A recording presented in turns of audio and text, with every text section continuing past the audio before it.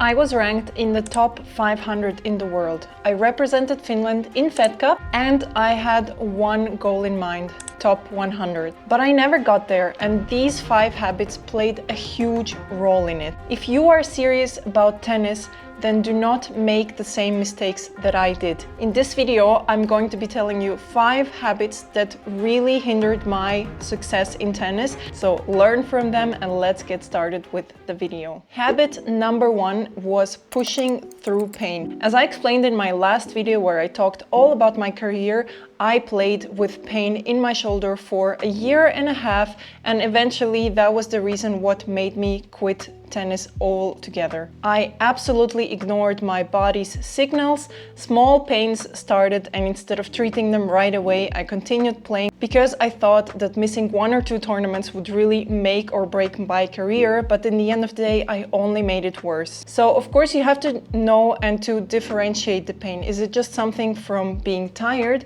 or is it becoming a chronic disease? My recommendation is always get it checked with your physician, with your coaches and the doctors. I really thought that pushing harder was the right athlete mentality and that going through my pain was what was gonna make me stronger, but it absolutely didn't. And as I said, this was the main reason that ended my career, and I wish I would have known and thought about it earlier. So my lesson here is listen to your body, and sometimes resting and taking the time off will actually bring you so much further than pushing through your pain. Habit number 2 was not speaking enough about money. Tennis is a very expensive sport, and money does play a big role in the success. I didn't ask for enough help and for sponsorship, and when I was struggling, it was kind of already too late to find a solution. I tried to do it quietly. I relied extensively on my family, but I wasn't vocal enough about how expensive the sport really is and how much money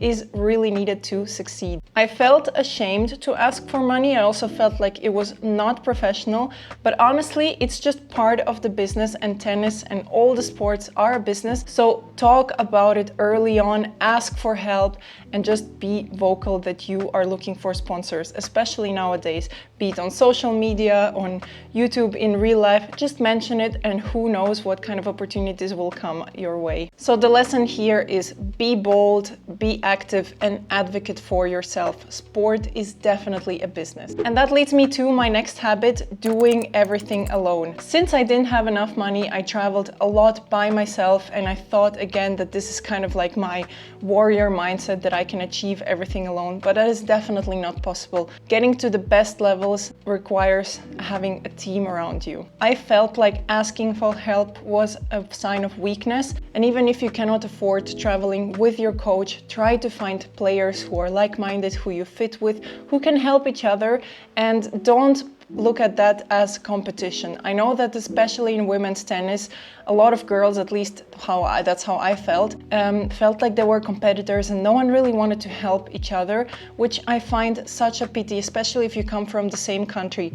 Travel together, train together, give tips to each other, and that will really compensate the lack of coaching. So the lesson here is that reaching the top levels of any sport requires a team. You cannot do it all. Just be open for help and you will achieve so much more than doing it all by yourself. Habit number 4 that really ruined me is negative self-talk and perfectionism. When I lost a single match or a single tournament, I went into an emotional spiral and I just doubted my whole career. It was not that serious. At the end of the day in tennis, you lose basically every single week unless you win the tournament. So dealing with losses is part of the process. I felt like I wasn't good enough if I wasn't winning every single tournament in a row, but the reality was that my rankings were growing, that I was playing better, and I was on the right path, and I really wish that my mental mindset didn't hold me back. Not only did all of this crush my confidence, which is just so crucial in sports like tennis,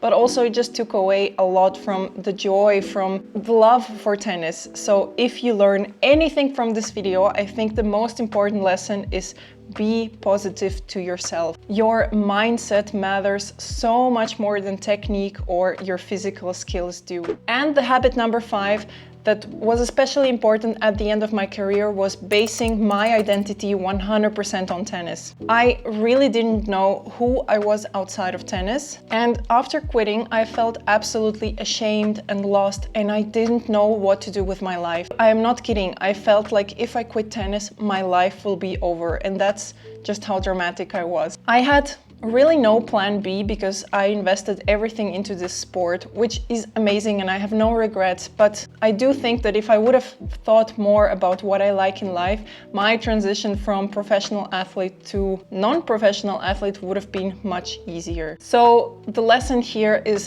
don't attach your whole self-identity on your ranking or your achievements. Try to find hobbies outside of tennis or things that you like to do.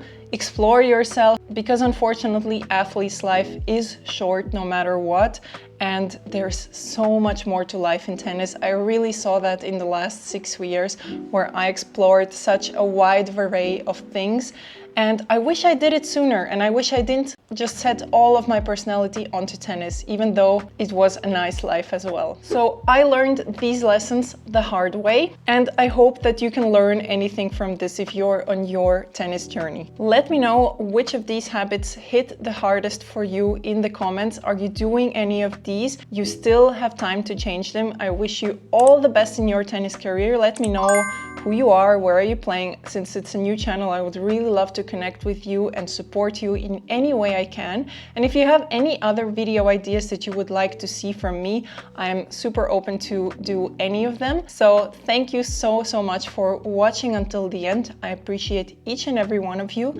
and best of luck in your tennis journey. I will see you again next week.